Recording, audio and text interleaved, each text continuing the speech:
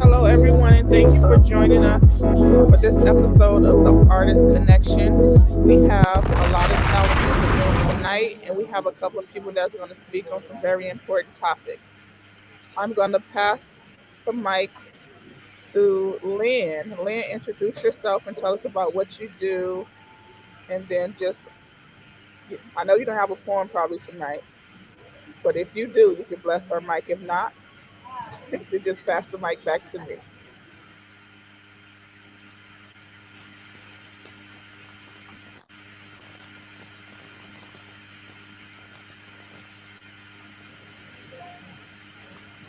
We can't hear you, Lynn, so I'm going to pass it to Kate, Lady Kate. Tell us what you got going on. Hey, good evening, y'all. It's so great to see all your faces. It's going to be a great discussion. My name is Kaylee. I've recently had a puffy moment. Can y'all hear me? Okay, I've had my puffy moment. I upgraded my name a little bit and added a lady in there because I've been feeling a little grown and sexy. I've been feeling like it's a new chapter in life. So we upgrading some things in life. Um, I have a few shows coming up. I am a mama, number one. I have four daughters, so that's So number that's one in number my one in life. my life. Ooh, I'm Ooh, getting I'm a little getting echo. echo. I hear a I hear fuzz a though. fuzz though.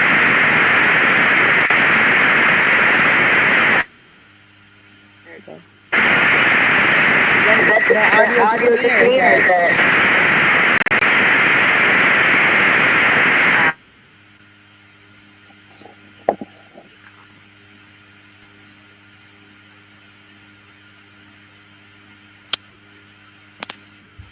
Anyone else hear that sound?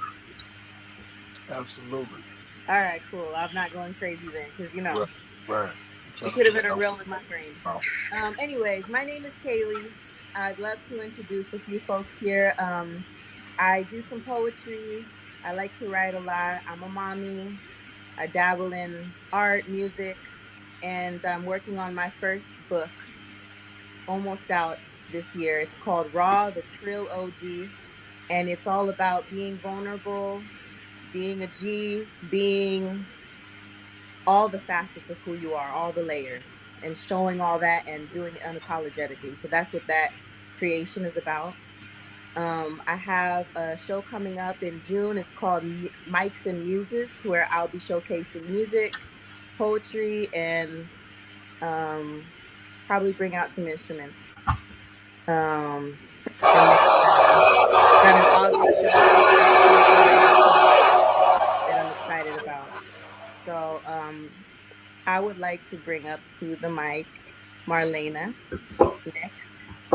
And I would like you to introduce yourself, talk about any projects you have coming up, and please share some of that beautiful poetry. Hi, everybody. Thank you for introducing me. I'm Marlena Patrice Pugh Hamer, originally from Cleveland, Ohio, and I migrated, moved to Greater Phoenix area in 2009. And as you can see in my description, I was in it. Well, I'm still an educator, but I retired from that. And somebody told me I should identify myself as a woke boomer because, because baby boomer has been said to be such a negative term now.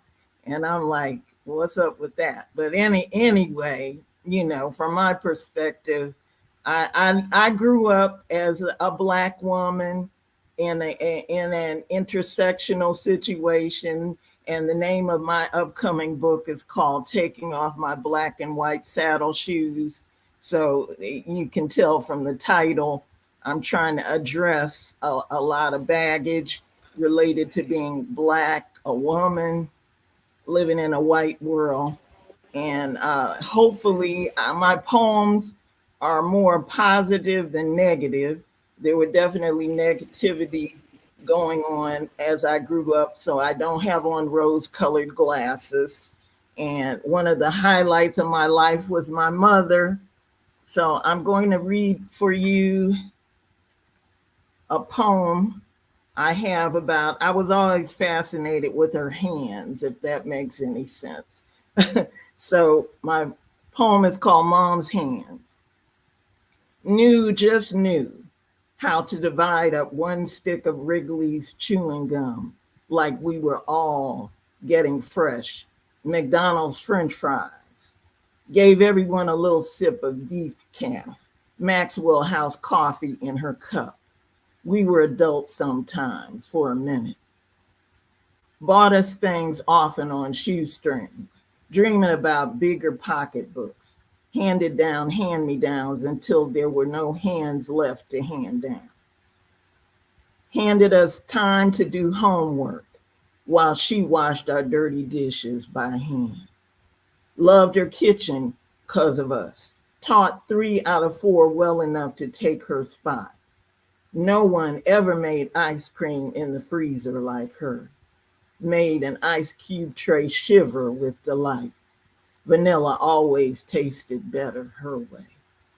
Left tooth fairy dusted coins under our pillows, even after we stopped believing. Same with Christmas, mom and dad gifting the best gifts any kid ever got. Like Daphne, the biggest black doll we ever saw, who could walk across our creaking wooden floors.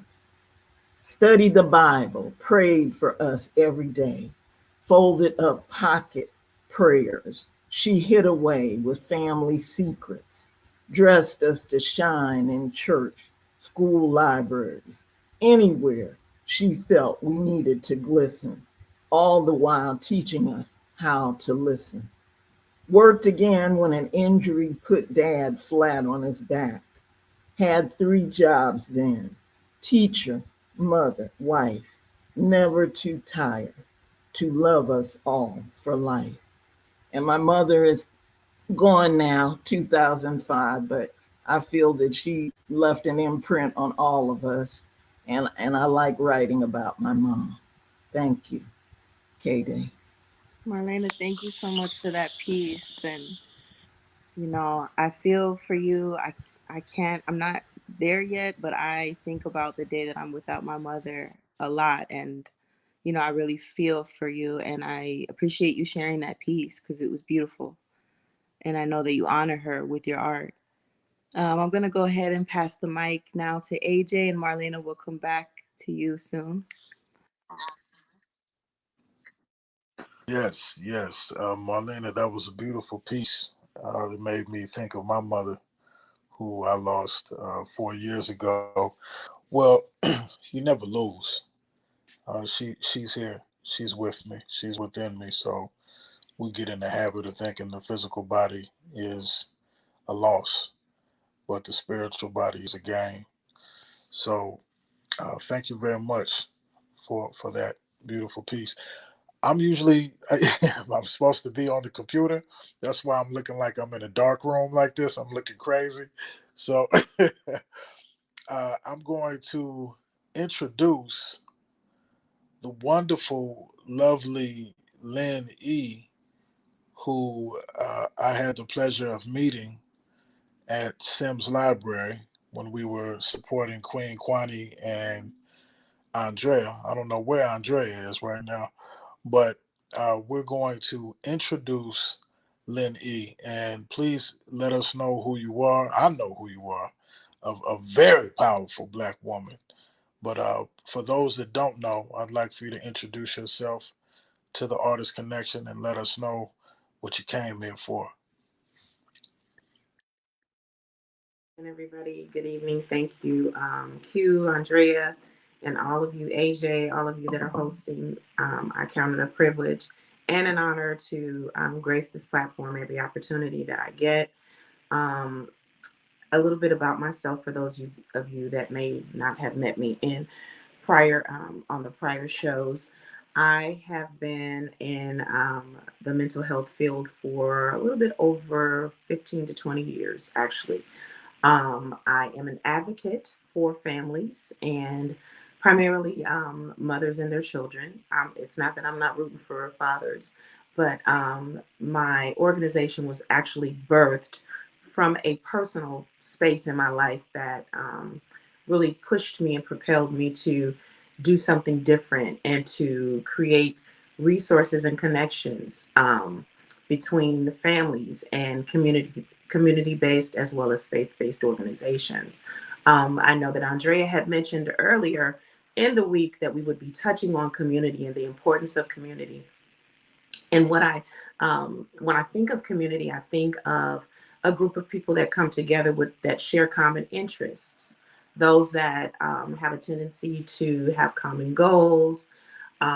It's a place that's normally established that allows people to have a sense of belonging. And again, I know that as many friends as I have in my life, when I was going through a divorce and I was going through a lot of changes in my life, as many friends as I had, I still felt at times isolated as if I was alone. But when I began to get with other women that were going through some of the same things that I had gone through, I was then able to feel connected to a sense of community. So I encourage people that get around people, not that will bring you down, but that you can benefit from and that you can feel a part of. And when you talk to people, I'm sure you can attest to this, that most times when you just sit and talk to other people, you will see that you're not the only person that's going through an isolated situation. In the moment you may feel that way, but as you begin to share and you allow others to impart in you and share with you as well, you'll see that we have more in common than those that don't have things in common. So I encourage you all tonight. I have some things that are coming up. I know I announced it the last time I was on, and I'm so grateful for Q and Andrea for staying on me and helping me stay focused with getting a lot of my social media engagement up, because I do believe that there is something that I could say that can help people. I don't know it all. And I do believe I'm not for every audience, but I do believe that there is an assigned and designated audience for me that I will be able to help in the future. And I just want to leave this little bit with you to encourage you all tonight. Again, I think all of you are beautiful artists. I'm so amazed every single time I hear you come and you do your poetry. I wish I could put pen to paper like that. I write, but I'm not a writer as it pertains to a poet. So I'm just amazed when I hear others flow in that vein. But I will say, I was listening to a show the other day, and a gentleman said to his son, he said, I see that you're spending a lot of time making a living, but I don't see you carving out time to live your life. So I just want to leave that food for thought with all of us, that sometimes we can get so caught in the hustle and the bustle of life, trying to maintain and keep up because we know that we have to work to eat. However, let's not spend too much time in that space of trying to achieve or overachieve to where we're making a living. We're scared of uh, going without, or we're feeling as if, maybe you come from a place of lack at some point in your life, and now you're on the road to gaining some type of financial momentum in your life, but you have it in your mind, pardon me, that you never want to go back to that place of lack. So you're constantly chasing and chasing and chasing. So let's not forget, excuse me, in all of the time that we're spending on making a living, to not set time aside to live our lives and to just make the best of life, because we only have one shot at this thing called life, right? And you want to make the most of it. You don't want to have all of these accomplishments behind your name and, you know, develop this huge fat financial bank account, and you work yourself into a grave, or you're not able to really enjoy it with the ones that you love. So let's keep that food for thought as we move about our day, our evening, and just the rest of our lives. And it's okay again to attempt to accomplish things, but let's just not forget to live in that.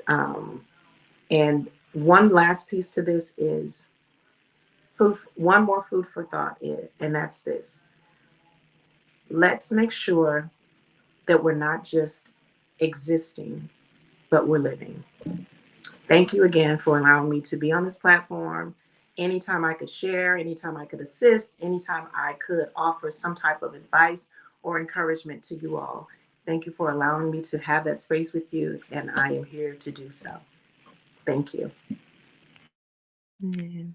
Lynn, thank you so much for sharing those gorgeous gems because it's so easy to get caught up in the constant Ferris wheel, the revolving door of just going and going and going. And as a single mother, like I really truly understand that when you have more roles and you know, just they keep adding on and you go till you're drained and then you go a little bit more and you look up and years have passed and you've accomplished so much, maybe not even financially, but just always on this, especially with the influences we have that we're seeing every day. It always seems like folks are doing so much and you think, I'm not doing enough. I need to do more. What am I doing in this house? Or what am I doing just working? I need to have 75 projects as well. I need to be spiritually aligned and emotionally healthy and financially there and be prepared for the future.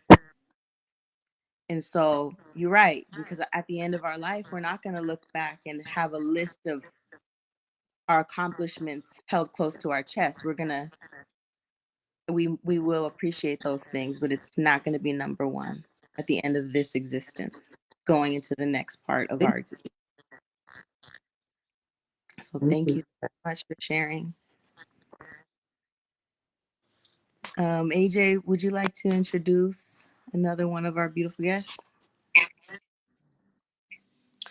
Absolutely. I most definitely would. I am going to bring up the incredible, as she nods her head no, you know, I'm about to bring up Nubia.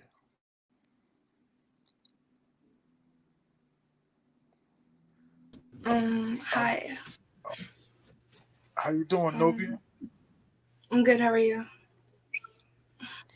I'm spectacular. I'm very happy and excited to hear you. Um, uh, okay, I'm 16 years old, and I started writing poetry when I was 10. Poetry is definitely what I want to do with the rest of my life. I started barely posting on social media, and a lot of my friends think my poetry is good, which is like something I barely started doing like 2 months ago. And yeah, so I'm still very nervous when I read poetry and stuff, but I know I'm a good writer, and this is something I genuinely love to do. Um, yeah, that's really it. Um, the poem I'll read to you guys first is called Sculpted Society. It basically covers the world's problems and how there's no fixing it. So like this what we sculpted the world into. Um, we live in a world where we are told to love ourselves, but loving yourself too much is considered selfish. I may be young, but I swear I know what pure grace is. We live in a world where the mindset is money. You'll kill bees, then ask for honey. Now, why would you kill what has the power to sustain? I noticed our generation loves to complain about pain, but no one mentions the thrill and the gain. If we live in a world where it's fight violence, more violence, cause chaos, and expect silence, I noticed this world's compliance is slowly dying. What if we kiss the waters of everything beautiful and give it a consequence so there's no bullets devouring the skin of any living being and the animals decaying in it? I think the reason humanity is dying is because you're a fool if you think you'll prosper if you're not a product of pollution and slaughter.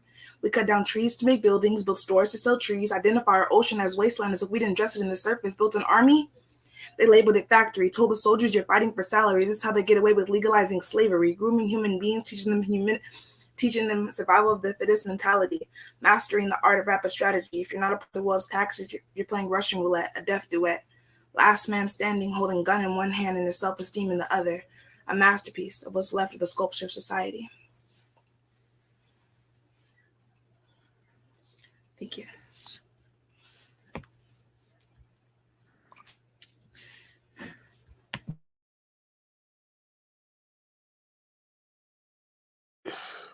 That was incredible. That was incredible. I have to. I'm gonna go ahead and say something, Nubian, if I may. At the very top, before you began, you said, that's right, Nicole, the homie.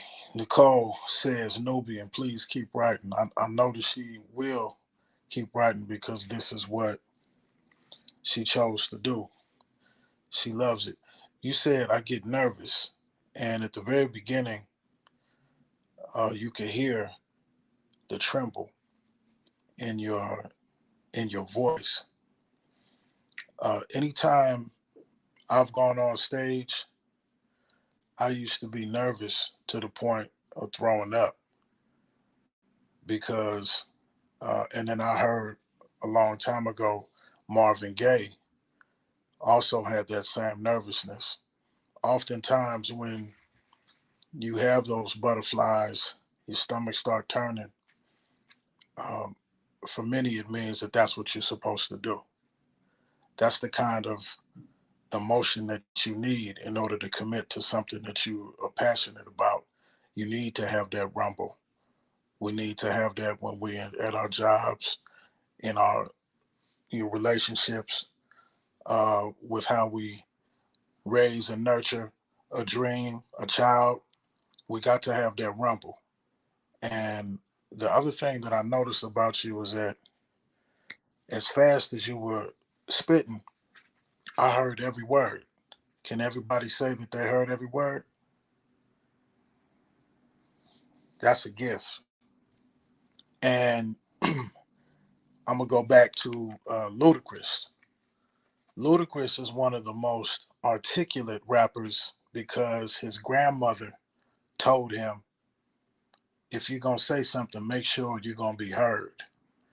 And if you think of any of your favorite Ludacris songs, you don't ever not know what he's saying because he's always been very enunciative, and he gets up on the mic. So as fast as he spits or as slow as he spits, you know every word that he says. And when I heard you, I thought about your eloquence and how you enunciate so perfect regardless of the pace. And I really appreciate what you're doing at 16. You are more seasoned than um, you're supposed to be. So that was incredible. Is there anybody else that wants to give any kind of encouragement or support to Nubian? Feel free. Well, I'd like to say this. This is my second time hearing her. In fact, when I heard that she was going to be on the show, I was actually even more excited to be on here. So you already have fans. That's all I can tell you. 16-year-old with fans. Well, I would like to say something as a former high school teacher that you're outstanding and keep writing, keep being on shows. As AJ said, you'll get better with practice and just use your nervousness because all of us probably still are nervous on some level. So I mean, you're really something coming on here because you know some of your peers would never show up on a show like this. So you're outstanding. Thank you for being here. Thank you. Thank you. That's a beautiful thing. Miss Lane, I saw your hand up. I may have been a accidentally. Okay. Okay. And I didn't even talk about Nubian is the that. truth. You guys should hear more. Her poetry is fire. She read me a poem the other day. You got to do that one, Nubian. And the one she write for her mother is so beautiful. Her mom is such a beautiful, beautiful person. And then when she writes about how much she loves her mom, it just makes your heart just melt.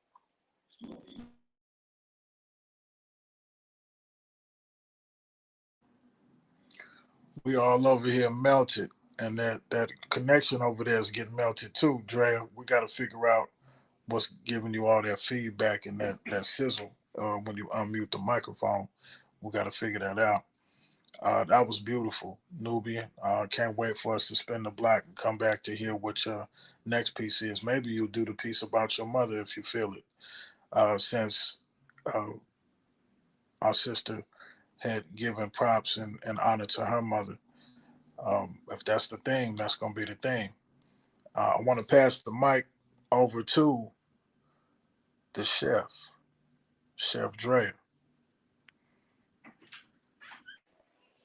Hi, everyone. My connection's a little horrible today. My apologies. But I want to bring up to the mic Zuki. Zuki, tell us about what you do or your talents. And if you have a piece for us, please bless our mic.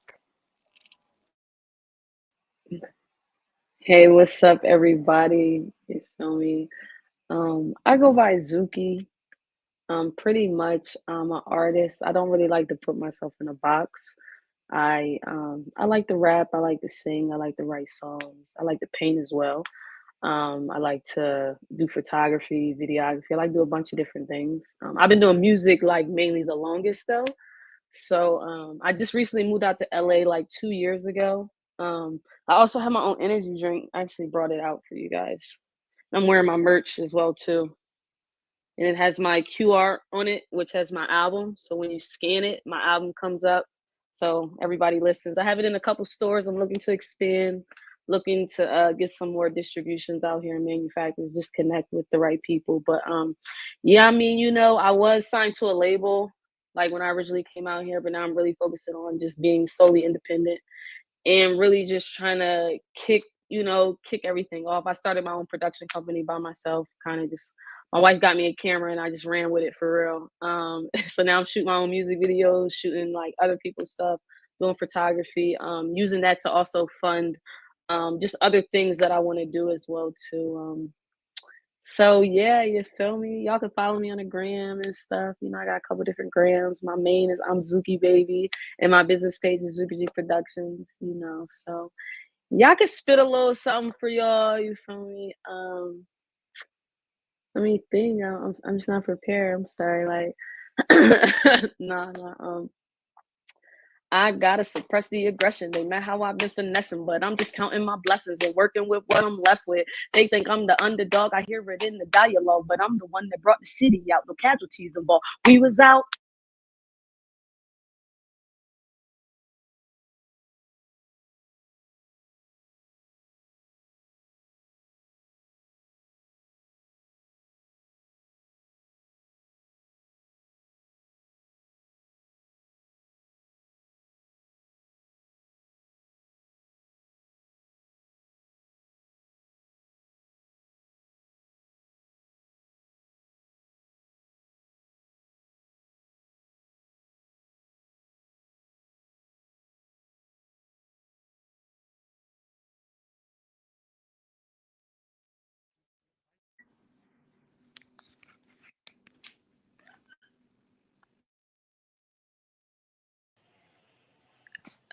You know what, Zuki? Somebody hit I him. don't think we heard all of that.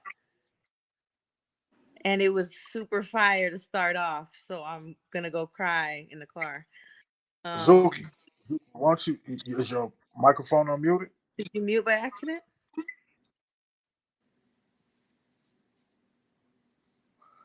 Go out and come back in, Zo.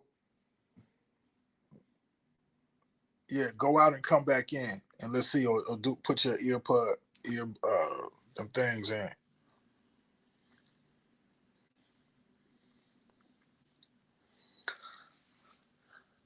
Zuki was tearing it up, a cappella.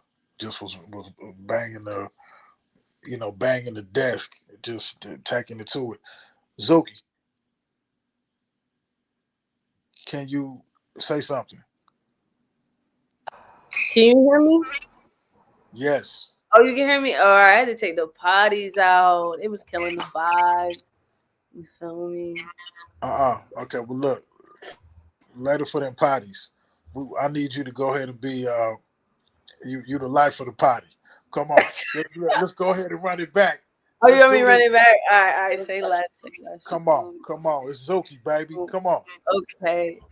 I gotta suppress the aggression. They met how I've been finessing, but I'm just counting my blessings and working with what I'm left with. They think I'm the underdog. I hear it in the dialogue, but I'm the one that brought the city out. No casualties involved. We was out east with the beef and gravy. Told them pull up, don't you try to play me. Swear these hitters softer than my left cheek, and it ain't real beef. If it's tweet, tweet, tweet, I think I deserve the ball. I need my bread, crumbs and all.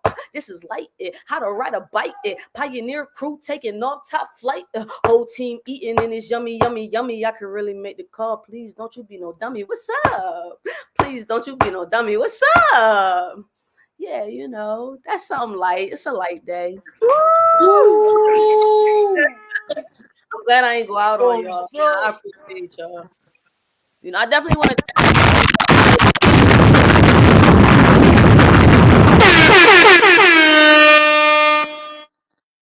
I thought that was me. I was like, dang, I crashed the drone on y'all. So, what's the name of the energy drink?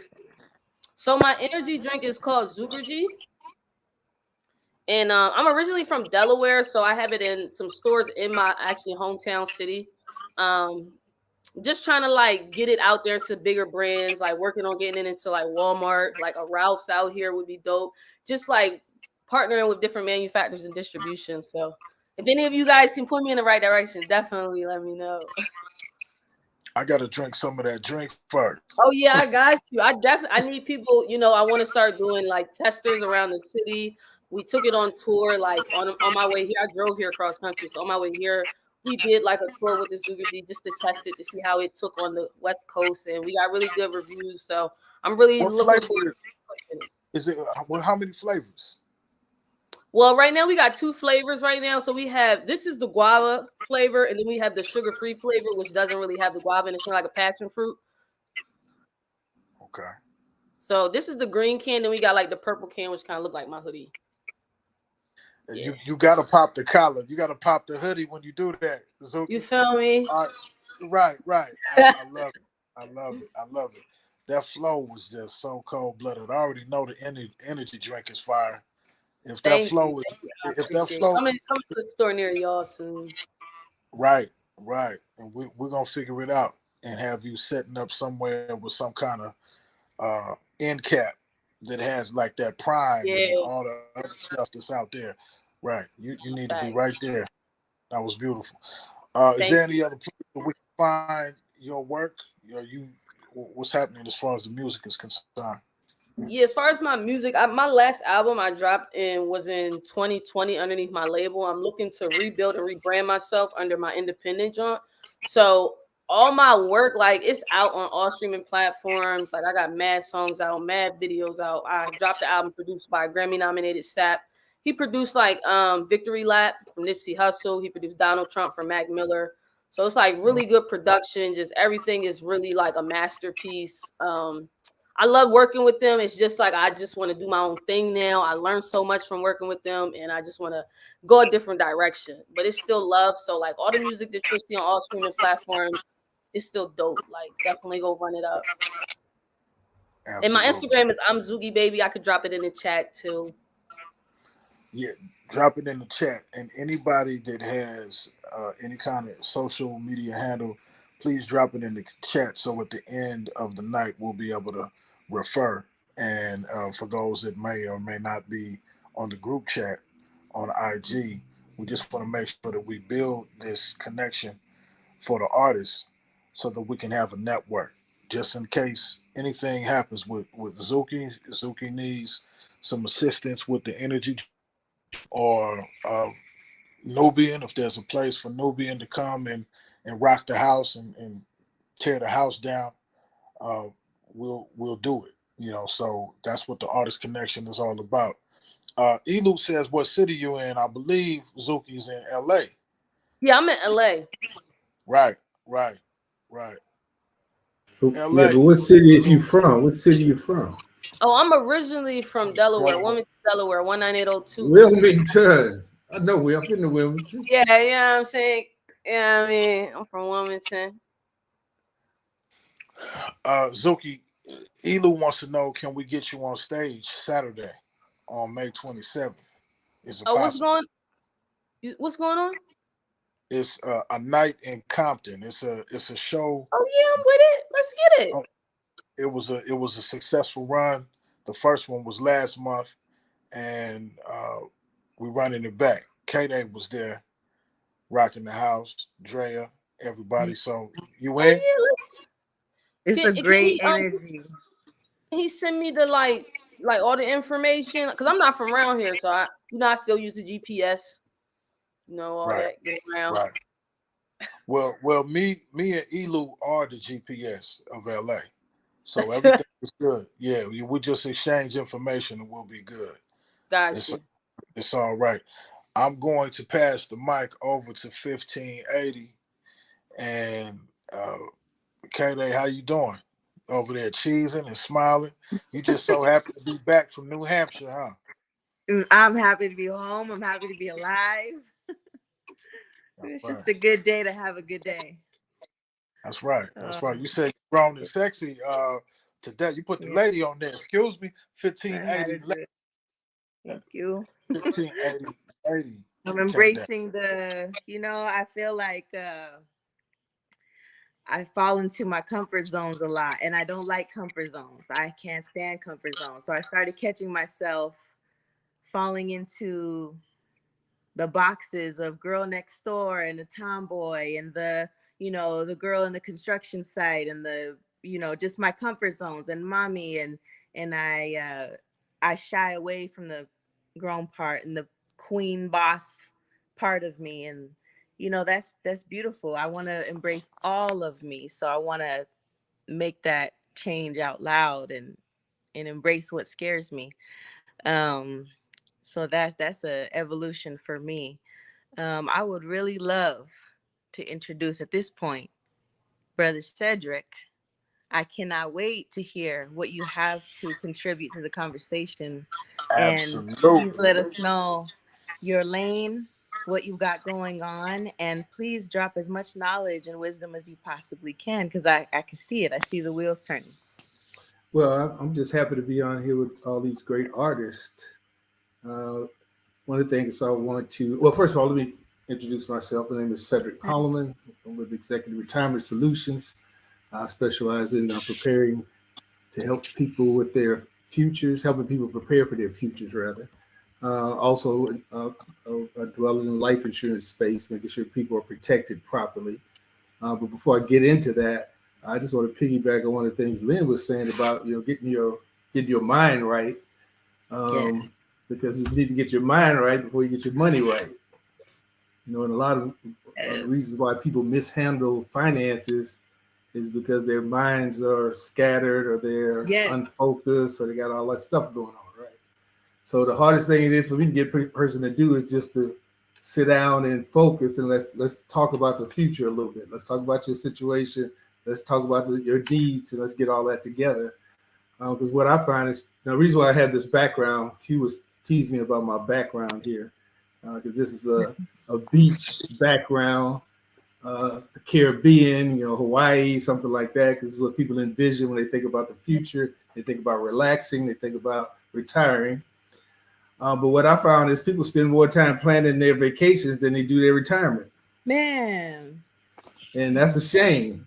So, but if I could just get a little bit of that time that they use to plan the next trip, we could actually set them up for the future. So, one of the things that I want to another reason why I like listening to the artists though is because, like Lynn said, we got to work on our minds. But the poetry you guys spit out there helps people's minds relax. Because none of the other times I've been on the show or I've listened to the show as a fan, I just been amazed at some of the things I've heard. And I'm going to steal one of these things I've heard. I like this woke boomer.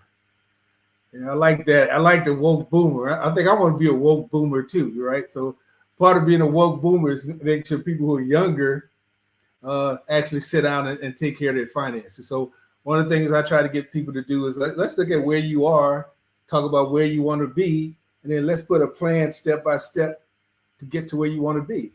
And if your plans are too far fetched, I try to drag people back into reality and tell them, hey, are you willing to do what it takes to get that? If you are, I'll help you do it. But now once they see what it takes, they say, "Oh, I don't know." I said, "Okay, so let's temper this and be realistic."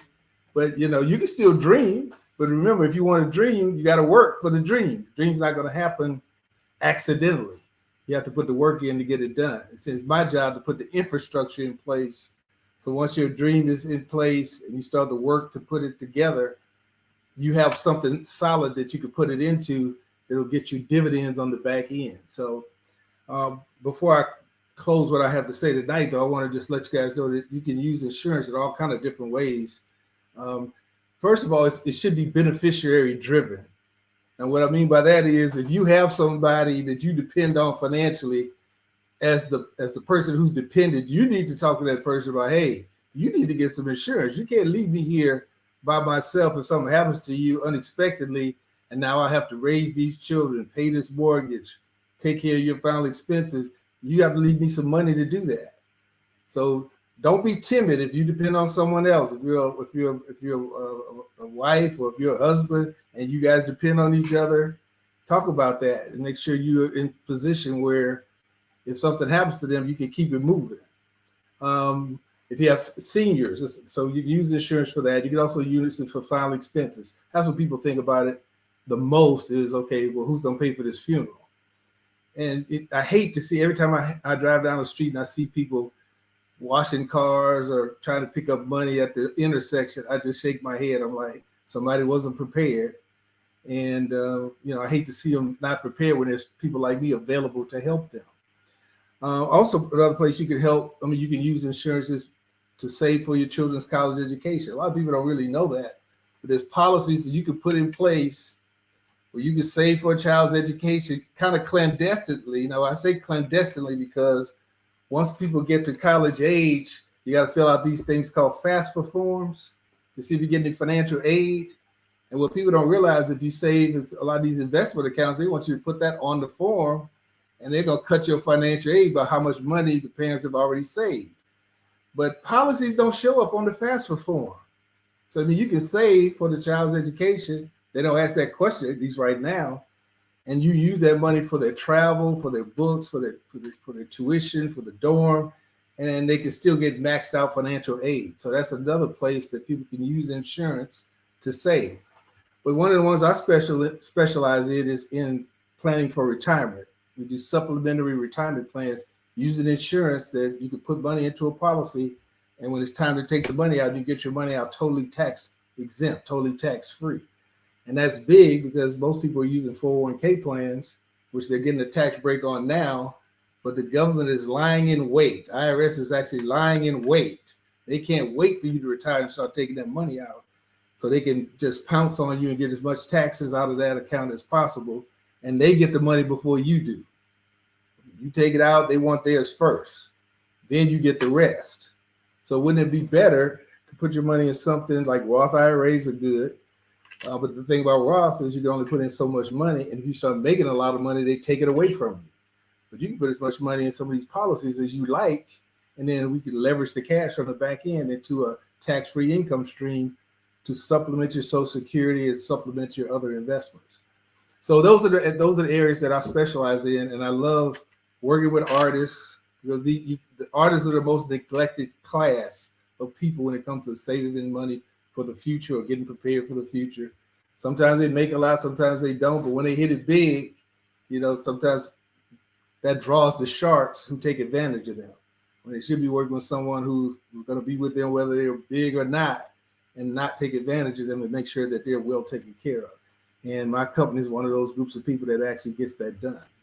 So those are things I wanted to share tonight. And again, I'm just happy to be with the artists. When Andrea talked to me about the being on the show tonight, I accidentally spit some bars this afternoon on accident, So don't ask me to repeat it tonight. I can't do it. But when she asked me to be on, I said, yeah, I want to hear the poetry. And then I said a couple of things by accident, and I didn't want to get her excited and her ask me to say anything like that because I'd rather hear you guys rather than try to do that myself. Although you do inspire me because I like to write one day. I like to do some writing. So you guys, that's why I like being around you guys because it's an inspiration. So I appreciate you guys having me on the show. And I hope that information was helpful.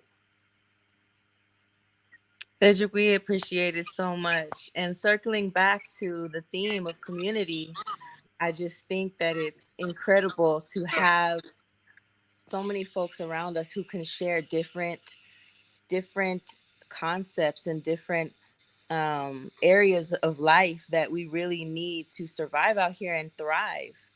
And there are so many things that we weren't taught in our community, and we have to learn it a lot of the way, like go around and learn on our own things that we were not taught that other people were. Or we're very much in our community networking. That's where we thrive. We help each other out, we learn from each other. A lot of things are learned word of mouth, and it's just such an amazing thing to have that here, because it's part of life. And sometimes, like Christmas comes around every year if you celebrate Christmas. And many people are scrambling, even though we know that it's coming every single year.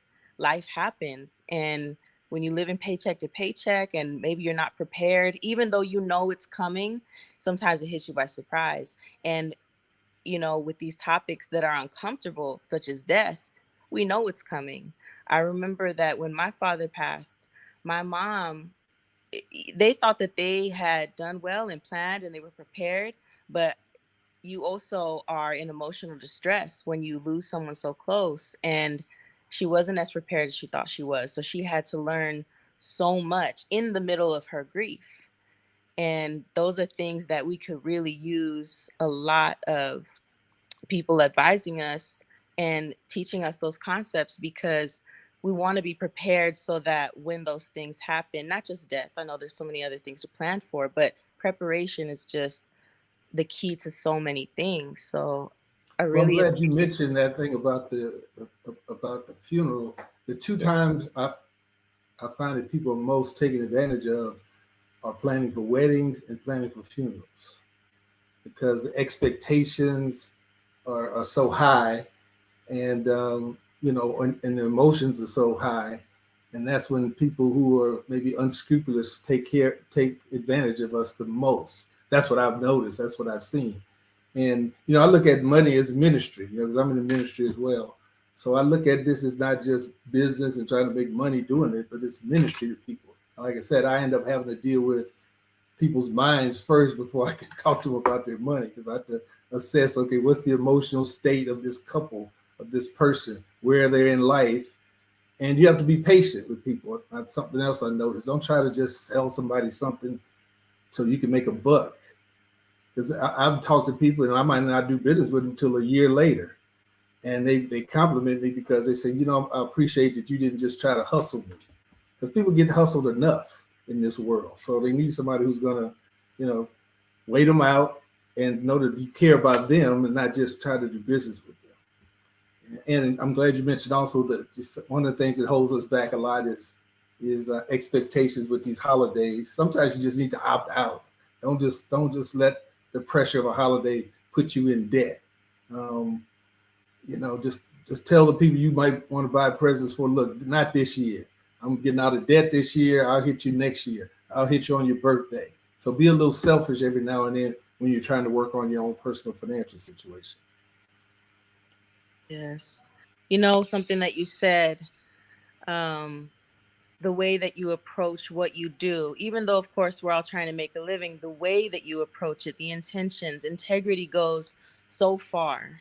And that means so much, and it will get you further in life, just moving with integrity. And yes, many folks do get taken advantage of when especially, I like that you brought up about artists, because our line of work is very abstract. It can be very freelance, and there's this narrative that creatives are not organized or not financially, prepared, or not moving in the same way that maybe people in other lanes of work go about their business. But we have all of that capacity to handle our business and be organized and prepared. But I can see how artists and creatives can be taken advantage of. The greatest part of being an artist is creating, and then you got to be serious and actually network and market and promote.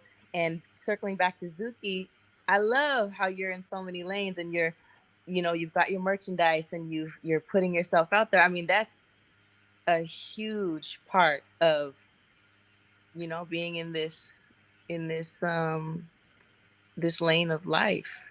She's an entrepreneurial artist. Yes. Yes, and Yeah, that's a key.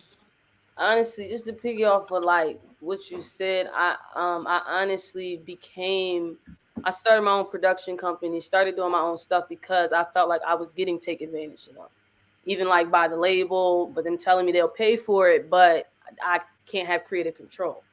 Where it's like, oh, we'll fly you here, we'll fly you there. You can do this at the third, but you also got to do with this. It comes with this at the third. And it's like, nah, just cut all that out. I'm just like, I'm gonna do it myself. I ain't got to worry about this person trying to, like, I'm preserving my energy, just doing everything myself. And then I wanted to encourage you too, Nubian, because right now with you being 16, like you're in a very good market right now. Like you should really take advantage of that market. Like when I was a kid, we didn't have social media and stuff like that. And I know it's hard to put yourself out there, but it does pay off. Like I get paid for posting videos on Instagram. Like that's all I do. Like post little videos on Instagram. They give me a little money and it add up. You know what I'm saying? The more videos you post, the more your following grows, the more your engagement grows. You could be really getting a check a month. You 16. You know what I'm saying? And you ain't even gotta leave the house to make a video for real. And you dope too. So it's like hone in on that. Like the younger you are, when you hone in on that, like you the future. You know what I'm saying? Show people that you really into it. They're gonna pour into you. Like they're gonna keep pouring into you. Like just keep going. Like don't stop. Hey, I'll follow you. Thank you. I really appreciate it. Most of the time, I like I said, I just be nervous, and I did start posting on TikTok, and I get like little comments and stuff that motivates me, and they tell me a lot of people that they like my poetry, and I like my poetry too. It's just I just be scared. Um, I I don't know what I'm scared of. I'm scared of myself. I've always been perfectionist. Like in school, if I get a B, I'll cry, and my mom could tell you that I had a little panic attack like a few months ago because my grade went down. So like the fact that I would let myself down over poetry, which is something I love, would break my heart. So that's why I'm so scared. I'm scared of letting down myself. Yeah. But thank you. I love all you guys' support and kind words, and I love that you guys love my poetry.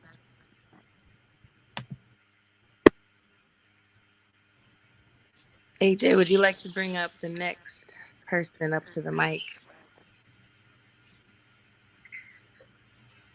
Yes. The next person to the mic who has already given praise to her wonderful mother. I would like to bring you back. We're going to circle this and go right around again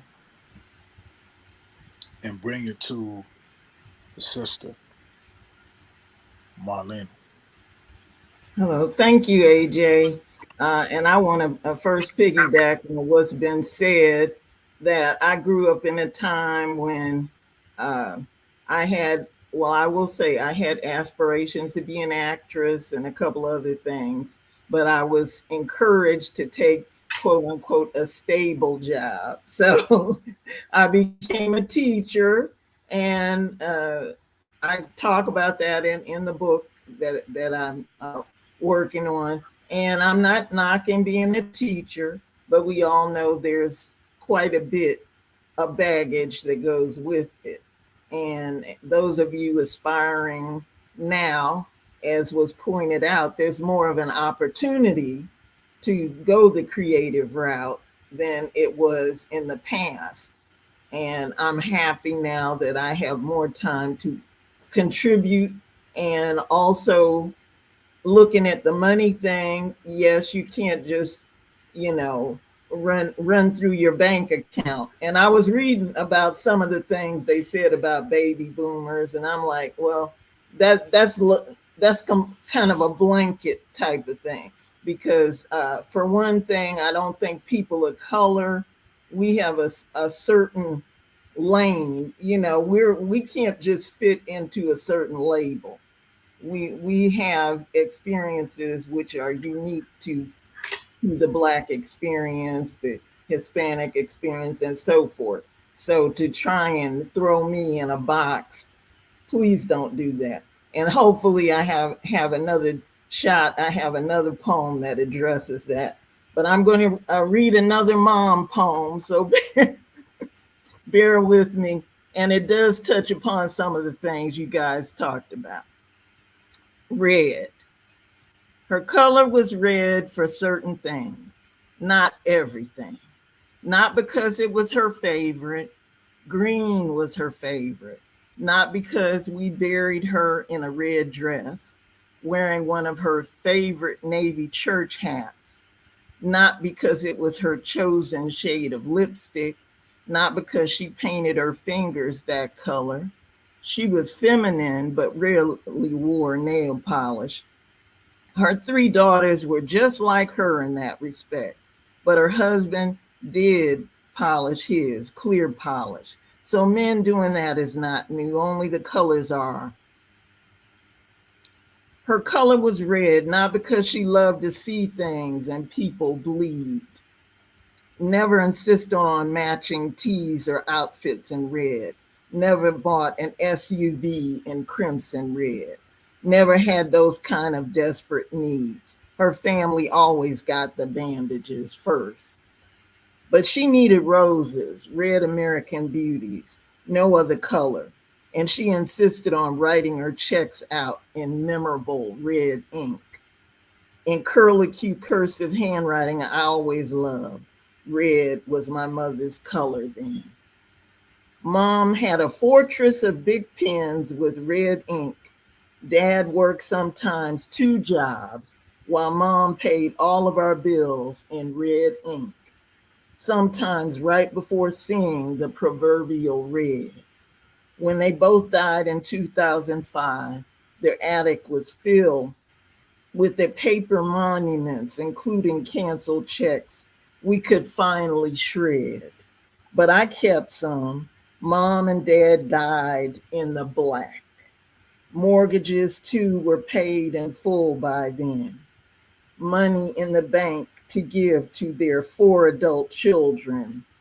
Thankful there was no red at the end, except for mom's bright red dress, funeral roses, and some of her big pens. Thank you, AJ.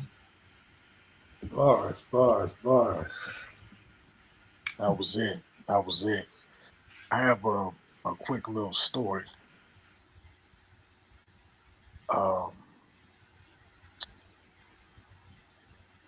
my mother married a second time to this man who was more of a father to me than my biological. And they got divorced really quick. So I didn't get a chance to really enjoy uh, this male figure. And back in the day, I think TV Guide or something, you could order pens. You could order these red pens, like 200 of them for $5. And I thought it was so slick for me to order some pens for the Inglewood Playhouse. You know, my pops was running the Inglewood Playhouse in Centinela Park.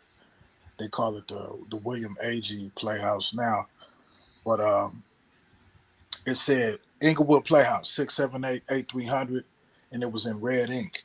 And when they got the boxes, I was so happy. I said, "I got a surprise for you, Dad," because he had just said, "You don't have to call me Cephas, call me Dad." So I got a surprise for you, Dad. And it was a big box of 500 red Bic pens. And my mother and pops, they looked at it and they said, "This is very this is wonderful. They couldn't use them, they couldn't because it was red ink, unless they were trying to correct something. And they wanted to let me know that just the thought of what I did was enough. The effort and thinking at 11, I think I was about 11 years old. I don't even know how I got that $5, but It was like 200 pens, 200 red ink pens. And when she divorced him, and we were living in on Vernon and Normandy, uh, out there in South Central, I was missing my father.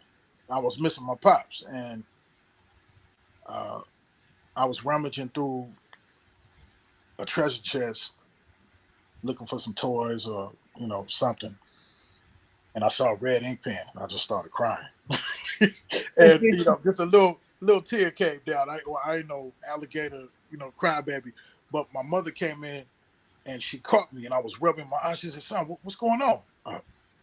Uh, Nothing. And she saw me with the red ink pen, and she said, Do you miss Cepheus?" And I said, "Yeah, yes, ma'am, yes, ma'am." And she called that 678-8300 number, and uh, it was no longer there. It was disconnected, and and I went to the bathroom because I'm too much of a man at 12 years old to cry. So I went to the bathroom, and I just like, "Oh, I ain't gonna never have my daddy again. This is terrible." But she ended up getting the other number. He was over on 1050 Redondo. But when you talked about those red pens and the dress and the roses, it got me to thinking. That's very, very beautiful work. Very beautiful work. So, Brother Cedric said you want to hear some poetry, and you've been hearing it. You enjoying it? Yes, sir. Yes, sir. Okay, okay. So I'm You a. got it from the youngest to the eldest, and everything in That's right. between. That's right. That's right. So I'm gonna do a piece called "Poetic Reminder." I wrote it for a room on Clubhouse. The name of the room was called "Poetic Reminder." This is about me, about my life. It's already cuffed, collared, tagged, and gassed. This the magic one can walk right on past. I'm audio physio psychic, a echelon bomb, supreme higher mind. I'm self-designed, plus a mongo of war. Lifesaver, newborn, new blood from Newburn, from a tribe called Tuscarora. Papa came, quested, and copped in the landlocked volunteer state in Franklin, banking left wide to West Side, 18th Street. Wildlife fresh. The spot where AJ was spawned as fauna and flora. In the silence, I reached an artist connection on Geechee recollection. Intellect was never like the rest. Most who colored out the lines of wrong and right unofficially, you were ref. Pinstriped in black and white. Simple minded, absent, go find it. My trigger's been triggered. I pulled back till the chamber discharged the blank, and for a loving mama and no memories of trauma, I got to thank. Those album cover tarot reads foretold a brilliant seance into the renaissance a hero leads.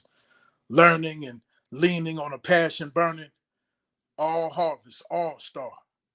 Paul Lawrence Dunbar, all God, all day. Call on Claude McKay, all bounty to sink my skull in. I know I call up County Cullen, all gas pumped to overflow with last poets. Zora Neale, it was more to feel. Enamored in an anthology of a blues people's biology. I inherited a Scott Heron feel in my gills, and my skills reveal as self-merited. Ancestral echoes borrowing my libretto made me parade the cascade of becoming a mountain from a pebble. Mama told me don't meddle in the store. She repurposed the statement later in my greatness to be metal. Son, your texture will be questioned. Keep applying pressure for lesson. They can defy you till you die and never put no life on the try. It's just done or you don't. Straight up, point blank, period.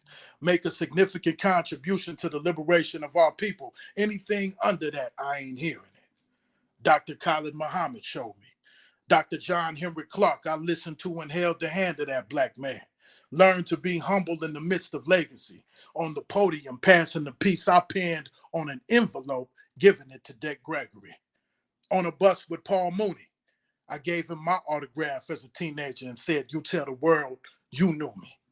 Teaching algebra at 15 at Masjid Ibn Rabah, laid the cables down at the convention center as instructed by Brother Rashad.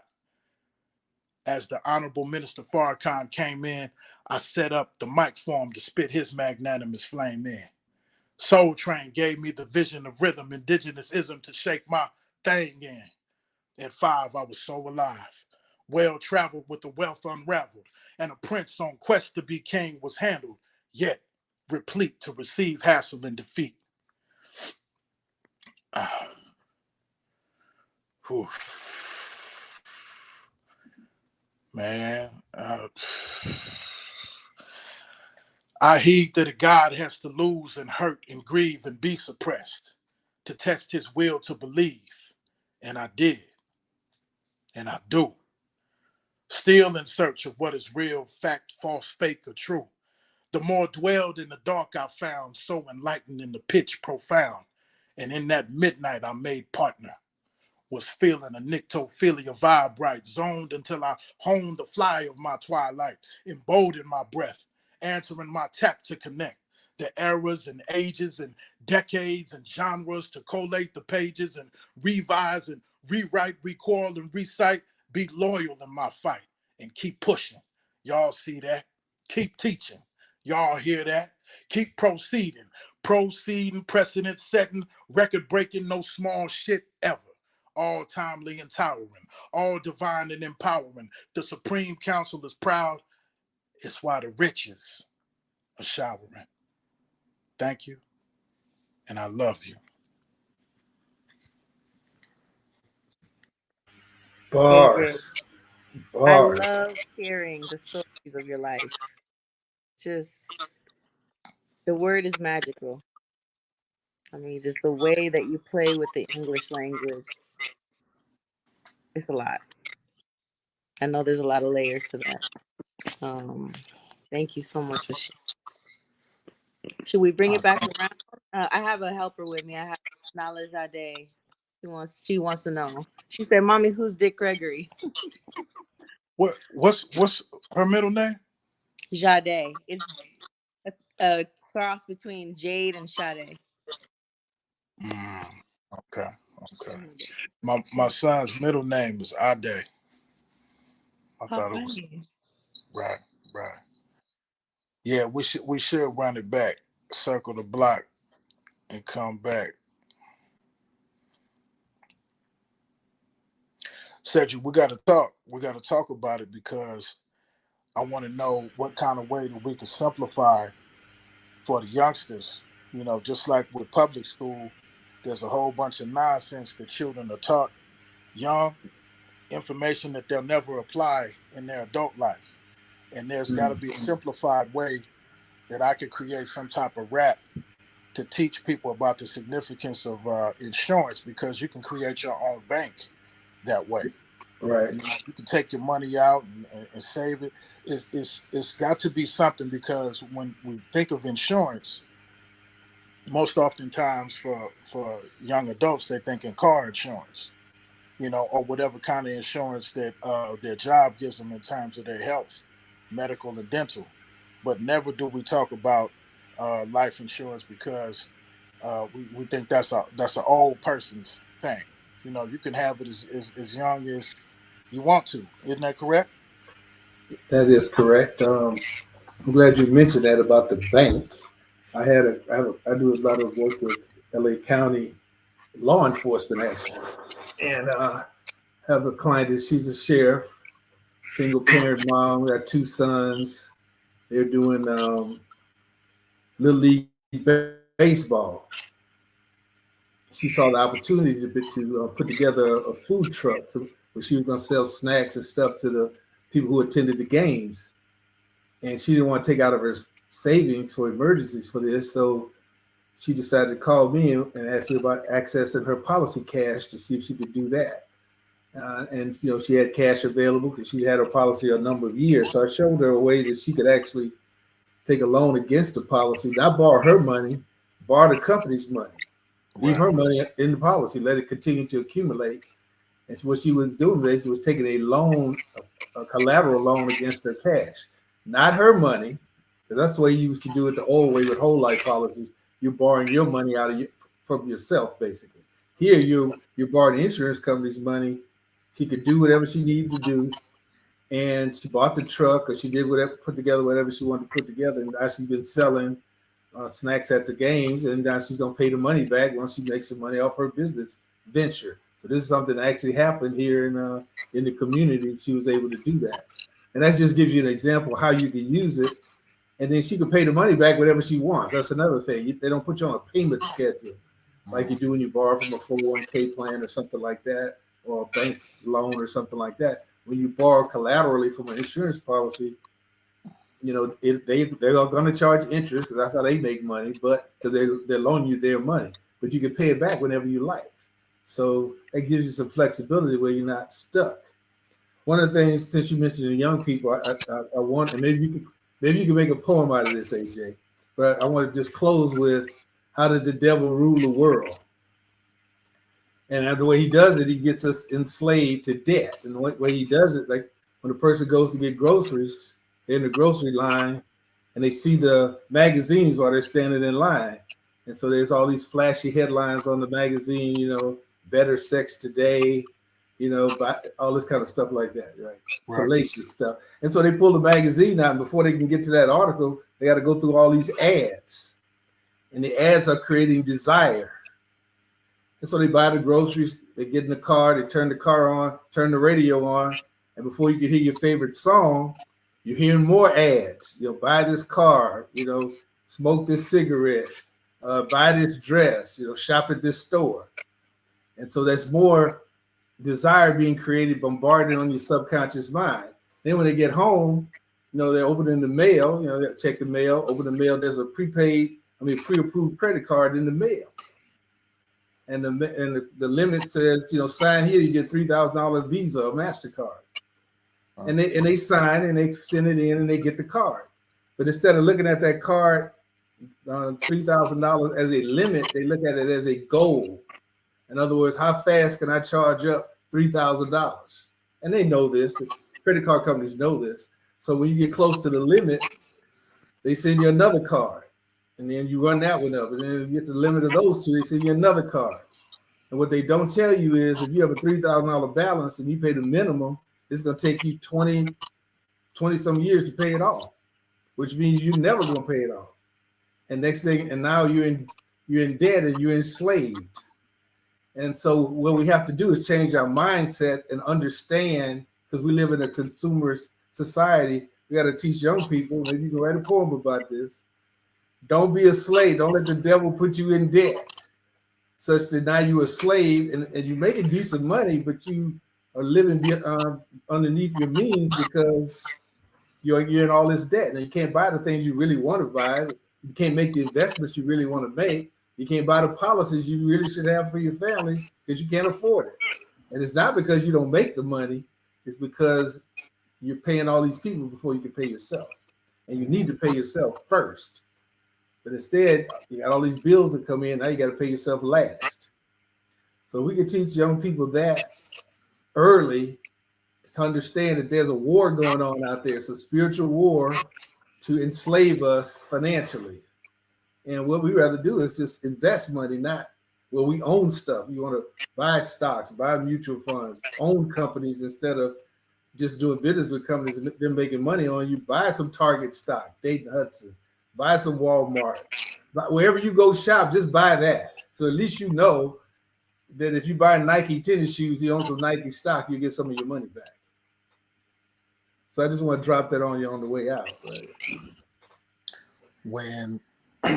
When I order something from Amazon, I'm comfortable and happy to know that I'm a Amazon stockholder. Shareholder, that's right. When I listen to Spotify, I say, that's great. Glad to know that I own shares in Spotify.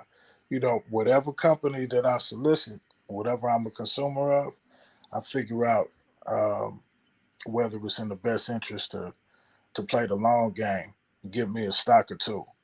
And that's exactly what you just said right there. I'm already working on it. Death and debt, ads, desire, how the devil rule the world. I'm over here writing already. You didn't I even know know it. you are. I I'm know over you here are. writing the Let whole. me I'm know when gonna have it the whole comes thing out so done I by can the end of hear the it. show. At the end of the show, I'm gonna have it all done. All right. All right. That's right. K Day. It's on you, 1580. Nubian keeps bumping in and out. We got to bring Nubian back. I know Yeah, Marlana wants to I hear. think the theme of today is Wi-Fi problems. That's the theme of the day. That's right. That's sure enough the theme of the day. Hmm. I'm having myself right now. Actually, come here, baby. We're coming next to I the think I'm mic. having a little delay because I'm We're anyways. coming next to the mic. I know somebody who doesn't have a delay, and that's the wonderful, beautiful, lovely Lynn E. that is getting ready to give us 8 bars, 12 bars, 16 bars. I know you got something. What? What?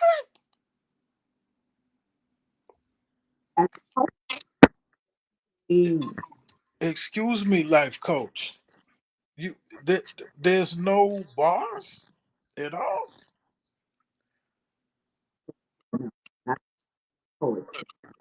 Uh, Miss Lenny, I know that you are an artist. There is no way that I saw you at the Sims Library with the persona and the presence that you had, and you have not engaged in any kind of song, lyric. There's nothing. I'm not. Cedric and I, as the last brothers here on this show, we are completely baffled. We can't even believe you bring so much knowledge and so much truth to the fold. We knew that there was some art nestled and tucked somewhere.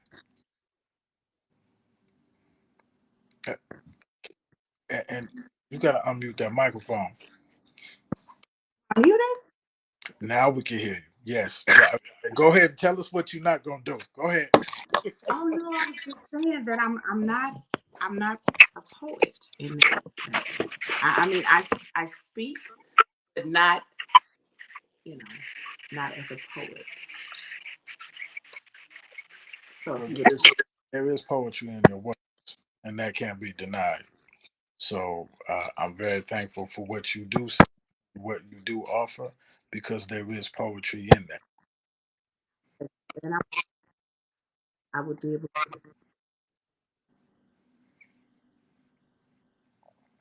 to see that. Absolutely.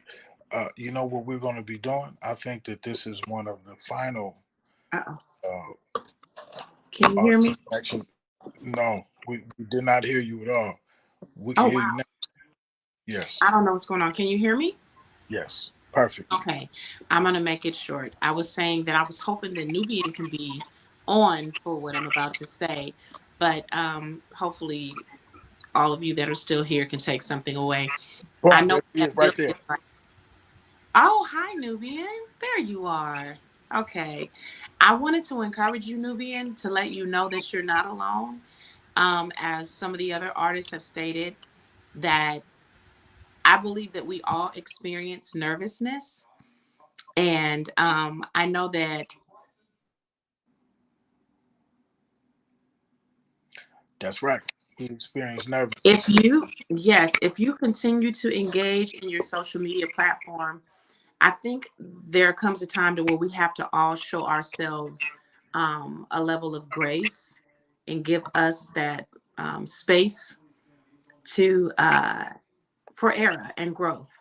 And don't be so hard on yourself because you are so amazing. You don't know how your poetry and your gifting can assist someone who may be hanging on the edge of life and hanging on to a word that's embedded in your poetry.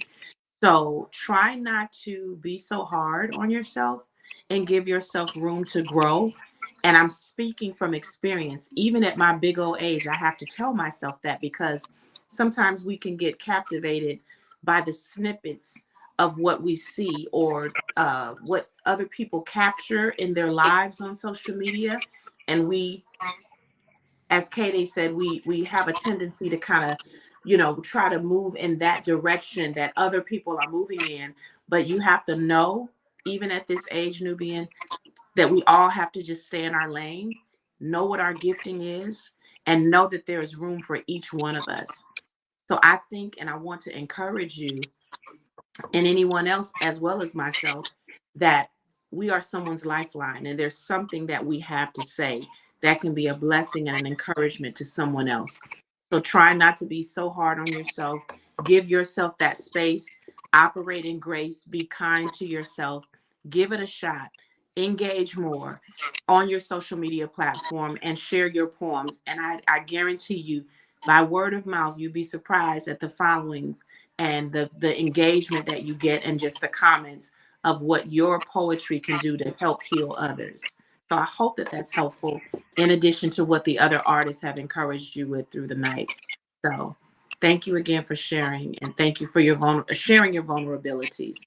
And just know that we're here to support you and to encourage you. Thank you. I really appreciate it. I appreciate the encouragement Of course. and all of the words you provided for me. Um, it really does help and means a lot that you care enough to tell me that you think I would be great. And I just thank you so much. You're I so really welcome. do appreciate it. Of course, you're welcome. Thank you very much, Lenny. And on that note, the next artist coming to deliver some brilliance to us is a 16-year-old dynamic writer that has blessed and graced us the first time. And Nubian is coming right back to deliver to us another installment of your greatness. Are you ready? Okay, so you guys said I should read a poem of my mom.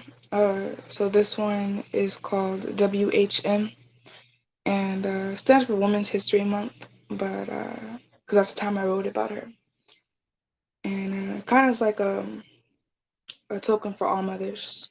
But yeah, I tie my heartstring to the edge of kite ropes and let my mind tremble down symphonies of pin-picked headaches, making thoughts feel like long conversations taken for granted. And let women mean both beauty and beast. Sometimes I use my mother voice to say things because I'm too afraid of the outcome. My mother is both pure and blunt all in one. I'm pretty sure my mother has superpowers. She wears a cape, but she wears a purple cape. I'm sorry. I'm sorry. Oh my gosh. Okay. Nubian, let's go to the beginning. I wanted to cut you off anyway and say, run that first line back. Let's go back. Okay. I Okay. need I need you to go back and let's hear it again. Yes, Okay. please. Thank you. I tie my heartstring to the edge of kite ropes and let my mind tremble down symphonies of pin-pricked headaches, making thoughts feel like long conversations taken for granted. And let women mean both beauty and beast. Sometimes I use my mother's voice to say things because my mom is pure, both blunt and beautiful all in one. I'm pretty sure my mother has superpowers. She wears a purple cape with heavy lace diamonds on it because you have to look good while carrying the weight of the world on your shoulders. Women carry the weight of the world on their shoulders. With rivers filled with gold, my mother is priceless. She has a wand painted with her confidence used to erase our problems. She's incredible yet still shed blood, sweat, and tears for a matter of time just to bring me into the world, nothing less to question than did I deserve it. Because I'll make a model out of mommy before I use her stretch marks as a compliment on how she made me. I think my mom is a warrior. I see mommy and I think she's battled more than she knew herself capable of. She and is will always be a warrior. Effort are magical. Women are powerful. As are you. As Indeed. are you. Beautiful. Beautiful, Nubian.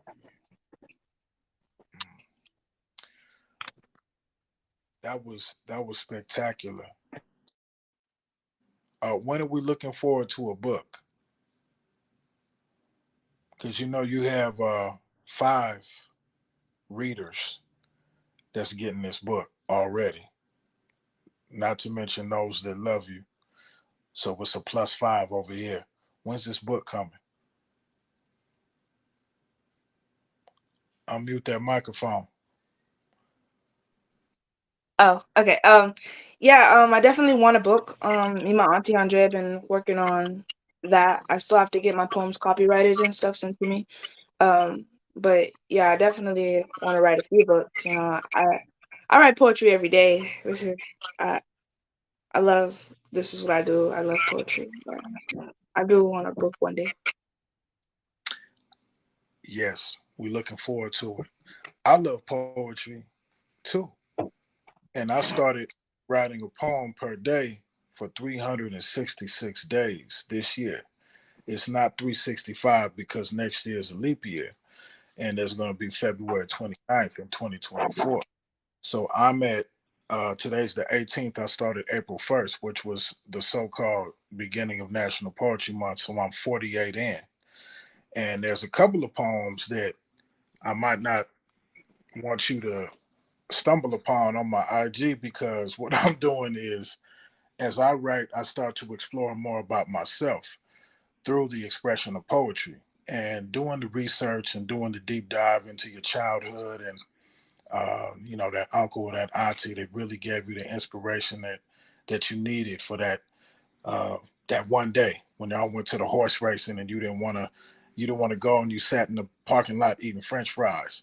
You know, all these things give you emphasis on the type of person that you'll be in the future. You know, and there's all kinds of give and take and roller coasters that go around, and you read so fast. I know that you're thinking just as fast, if not faster. So I know that you have thoughts going on in your head all the time because it reflects the speed and the intellect in the speed in which you speak. That's what makes it so dynamic is that at 16 years old, your processing, just like we talk about the motherboards on the computers, your processing power is much more advanced than any other because there's so much power in every verse and I don't have to waste no time trying to say no unnecessary stuff to you. Oh, that's fire. That's great. No, you really have a special gift, and the nervousness is part of it. That's all a part of it. That's what I had, and that's what I still have. You know what I mean? I messed up a couple of times doing my piece. I stopped and you heard me, right? I know you were Yeah. there. Yeah, I know you were there. And I've been writing since 28. I'm 51. So 23 years and I still have that rumble in my stomach. I know it's what I'm supposed to do. I was born to do it. And even your name, the name that you choose, Nubian, there ain't no greater name that reflects who you are. You are dynamic, you are beautiful, and you are powerful. And your intellect is far greater than any other 16 out here today. We had a different 16 when I was 16. It's a different 16 today. And Um, you the 16 that we had back in the day. You see, I will. I'm so sorry. My mother wanted me to tell you guys that she named me Nubian. That's my actual name. of course it is. Yeah. Of course it is. Of course it is. Without question. You have been a joy and a pleasure for me today, and you've been an inspiration to me. I know it's impossible to believe that somebody at 51 can be inspired by someone at 16, but that's the way it is. When you really appreciate and you recognize greatness, you have to speak upon it and you run to it. You never run away from it. You understand? So I'm here to serve as whether it's a mentor or someone that you can listen to because this project that I'm doing and even about me, this is a project I'm presenting to the world. It, people were on Instagram giving a shout out to James Brown, and I thought, oh, James Brown is such an inspiration to me. I don't want to do. I ain't got no time since I'm doing a time to do no epic piece about James Brown. He meant too much to me. I got stuff to do today. I ain't got no time to make no epic. And today was, I mean, it was Stevie Wonder and James Brown's birthday this month. And through my research, I found out that James Brown and Sugar Ray Robinson were born on the same day. And as I did the research on Stevie Wonder, found out that Stevie Wonder and Joe Louis were born on the same day, 36 years apart. But what this does when you decide that you want to choose a craft like this, you got to really go all the way in, and you have to start discovering things that's bigger than you, so that the world talks about you while you living and when you're gone. And this is a calling that few of us have. Some of us do it as a hobby. You have a calling. It's already Thank there on you. you. Oh, you ain't got to thank me. You you got Thank to you. you got to thank you got to thank your parents, and you got to thank the source and the force that put it on you. It's the fact that you answered it and you heeded it and you move. And I'm telling you, it's something that's it's remarkable. You're gonna have to see my page, and you're gonna have to see what's going on there, because you're gonna get hyped up. You're gonna be writing 10, 20 poems a day. Thank you. My family thanks you as well. They've been yelling, trying to tell you that they thank you so much. And yeah, I get all my support and motivation from them. And I already this is know. all nothing but God. Um, it's nothing but God. That's it. That's it. That's it. The last piece was called. It was three letters. It was what was AWH? WHM.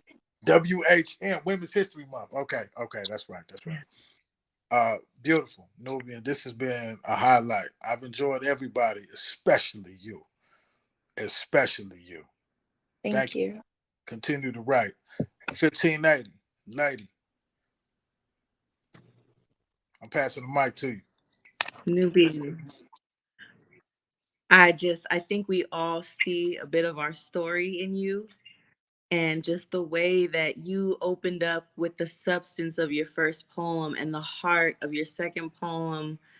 You are an old soul, and you're in a beautiful time because there's so many resources right at your fingertips where, I really relate to the perfectionism, and I still get nervous. I barely started performing a year ago. And let me tell you, I have learned so much about the way that I speak to myself through sharing my gift. I held it so long because I listened to other folks who were intimidated by the light, who told me you can't do something because they couldn't do it or because they weren't brave enough to even try.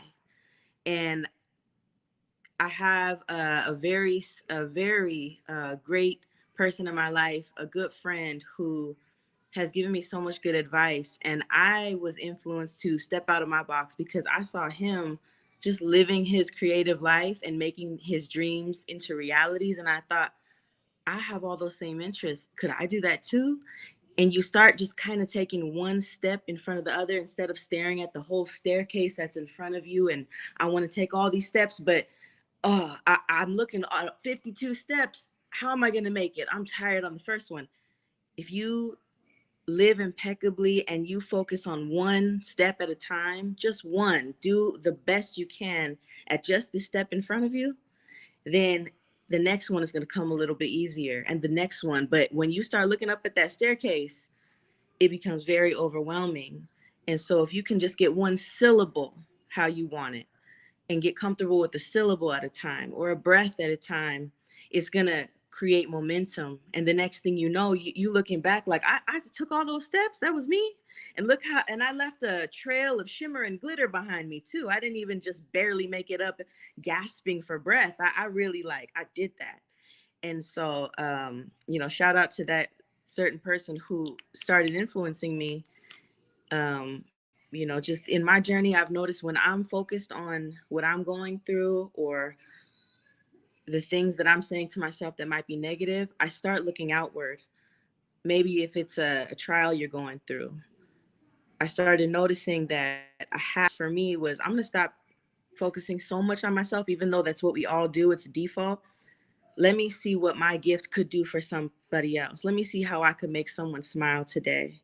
Let me see how I could impact their life positively.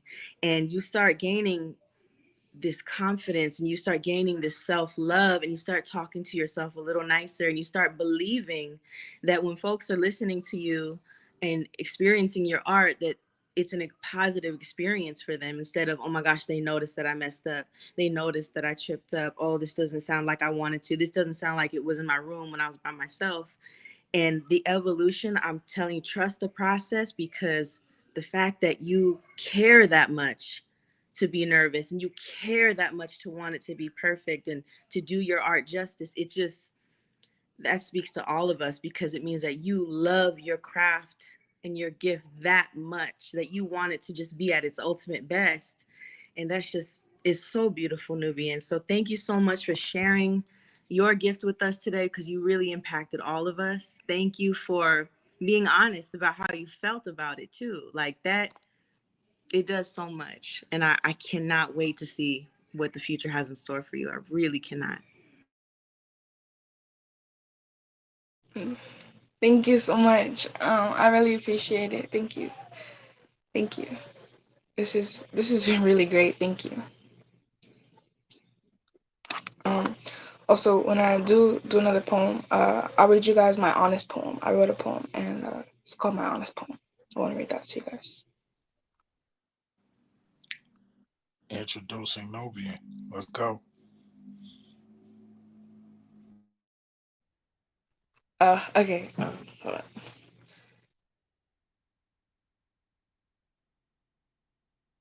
Okay.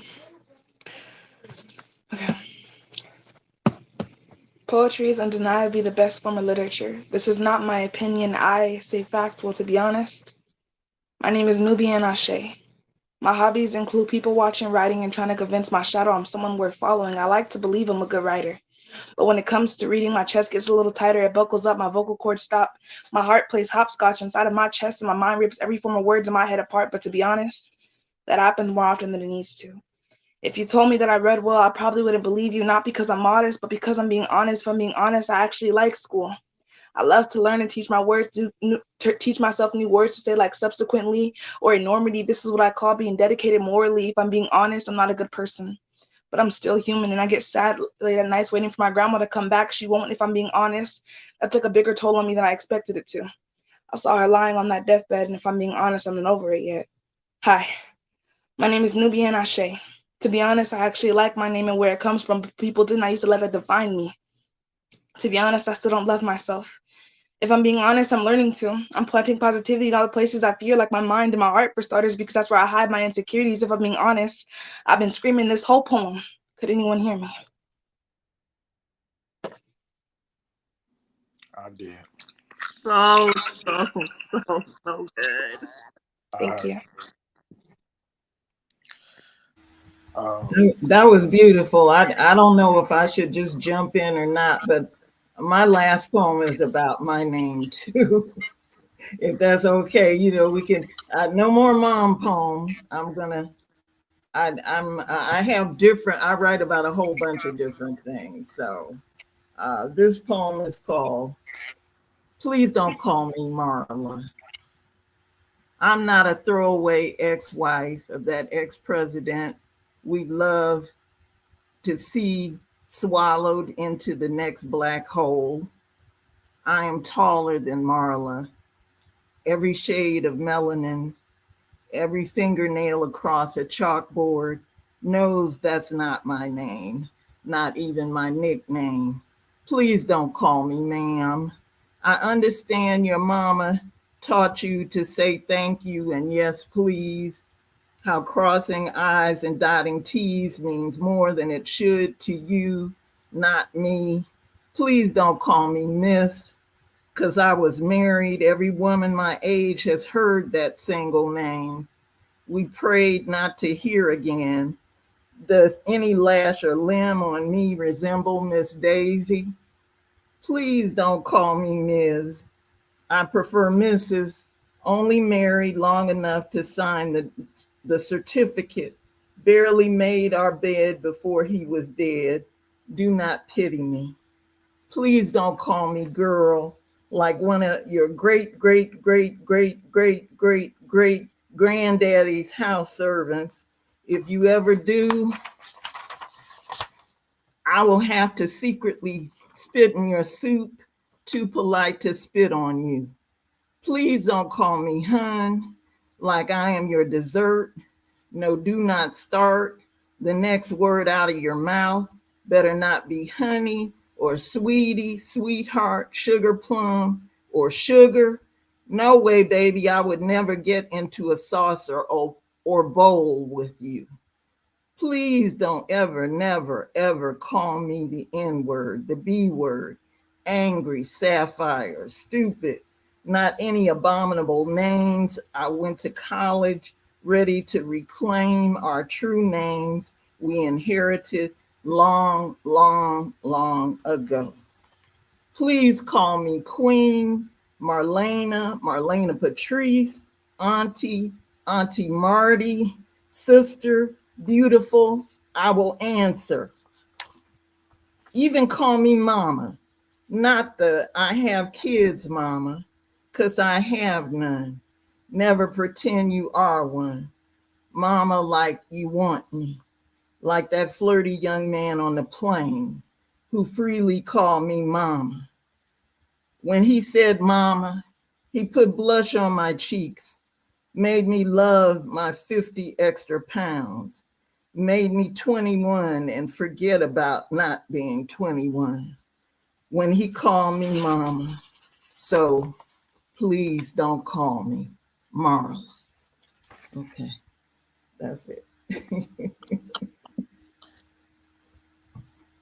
And Now, I have been called Marla a lot. Queen In case you're wondering why I chose that title.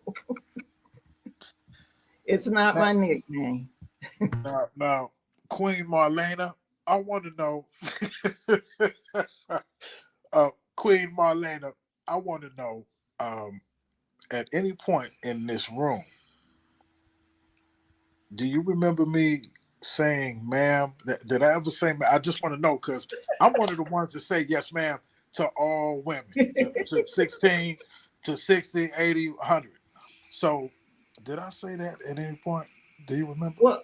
Well, no, actually, you didn't. And I've noticed it's more a regional thing because, Okay, as I told you, I'm from Cleveland, right. and people didn't call me ma'am that much, but ma'am gets thrown around a lot quicker, I think, in certain areas of the country. So then, and some women don't like it. I understand. Well, I'm not crazy about it either, obviously, Right, right, right. but people feel like they're being polite. And on Facebook, a girl, her mother is my age, and I told her just call me Marlena, and she was like, I can't do it. Right. See, I come from the school of politeness. But I won't be calling you that. I'm gonna call you exactly what you want. We just gonna be clear on that, 100%. Uh, Nubian, I didn't call you. No, I've been calling Nubian the whole time because I love her name, and I wouldn't call her anything else but Nubian because that's what she is. That's her name and her frame. So it's a beautiful thing. Uh, Now, I think we're gonna close the show out with the wonderful co-host that has been pouring into the artist, that even brought her baby girl. And she said, "Who's Dick Gregory?" We're going to tell her and put her up on game a little bit later. When you said the inspiration, the man who was the inspiration, I thought, oh, yeah, you welcome. Yeah, you welcome. And then I said, "Oh no, I haven't known her long enough to be the inspiration." I was like, "Nah, I can't even let my ego bust out like that. We got to kill it at the door." Timothy, okay, Timothy said something. Timothy, send a message again so I can read it. Everybody is going crazy over Nubian. I want to make sure. Nubian, have you been seeing any of these comments that have been going in here? Many people have been saying, "I'm overwhelmed by the Queen tonight." Yeah, I read them and stuff, but that was my dad. He was saying how I still have to call her Miss because yeah, the respect thing. Oh, your father's Timothy. Yes. Okay, Carl Felton was the one that said that were overwhelmed by the Queen tonight. But yes, I did gather that Timothy was your father because before he said thank you for encouraging our baby. I don't know if he said baby, but I knew. Oh, that's pops right there. Yeah. Absolutely, absolutely, 100%, 100%. I thank you for being here. I thank Lenny for coming here to continue to encourage the young sister and to give us information and pour into all of us. And your presence is always appreciated, whether the Wi-Fi is on or not. You always on time, and you have a strong connection with or without the Wi-Fi. Thank you. Thank you, A. Absolutely. Queen Marlena, it was a pleasure to meet you for the first time. And I will never call you nothing less than Marlena. You understand? For as long as we know, I ain't from Cleveland. I'm from the West Side, from LA, Vernon and Normandy, Lamert Park, 18th Street. And I'm calling you till my dying day, Marlena. All right, thank you. And the queen thing works too. And as I Wait, said at the end of the poem, mama can work under certain but circumstances. I ain't gonna call you that. So we doing Queen Marlena. That's gonna work to perfection for both of us. That's what it is, and that's what it's gonna be. I appreciate and respect you, and thank you for being there. Thank you. That's right. And to close us out, I have given the affectionate name that she has accepted, 1580, because she is a reflection of the nostalgic nature of hip hop, of the new school, the old school, the now school. Y'all ain't never heard now school, huh? Yeah, that's the now school, right?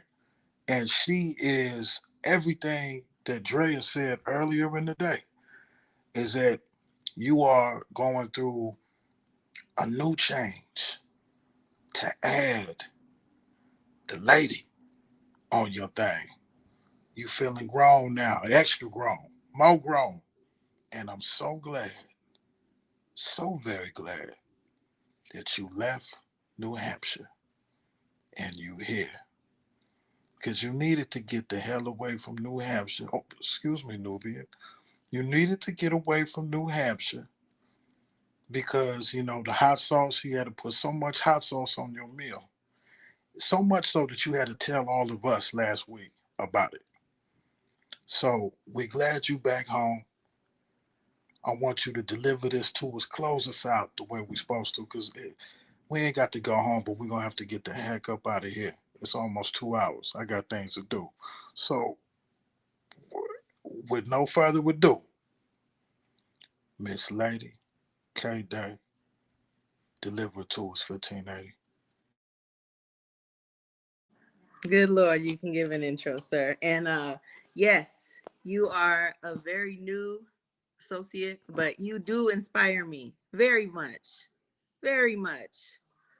Man, I don't even get me started. Would you like me to share something or would you like me to say goodnight to the folks? How would we like to do this? No, you ain't saying good night. You gonna say good night Oh, by delivering what you know best. I'm muting the okay. microphone. Respectfully, we're gonna go ahead and let Queen Kwani know what's going on. We're about to do this. I'm muting the mic. Take it home. Okay. Um, okay. I want to share this. I have a goal for this year that I would like to do a workshop. I would like to do some kind of something that shares my artistic process with folks of how I start from the seed of an idea to a finished product. And so in embracing all the sides of me, all the millions of layers, I would like to embrace not being a perfectionist, because I don't like to share stuff until it's masterful and it's done and I've gone over it 50 million cajillion times. I want to share my notes for the next piece I'm writing, because I believe that there's beauty in every stage of the process. So I have a piece. I have two pieces I'm writing. Um, this is one about a real man. And I've been getting a lot of dreams since last year, vivid dreams and messages about the king that is going to come into my life. And I don't know who he is, but God has given me his zodiac sign. God has given me details about this man, and he's given me a list of what I need to do to be the woman, the lady that I need to be to meet the love of my life. And I've been diligent and I've made the so-called sacrifices I need to.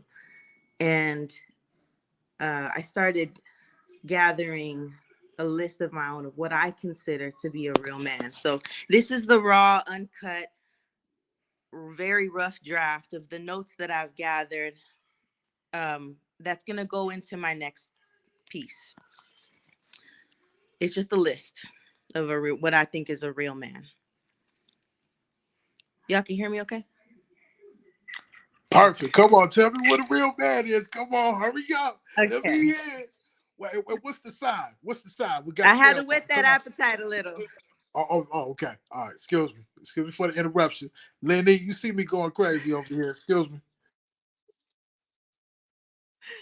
Okay. He is unafraid to go against the grain, even if that means being laughed at or belittled.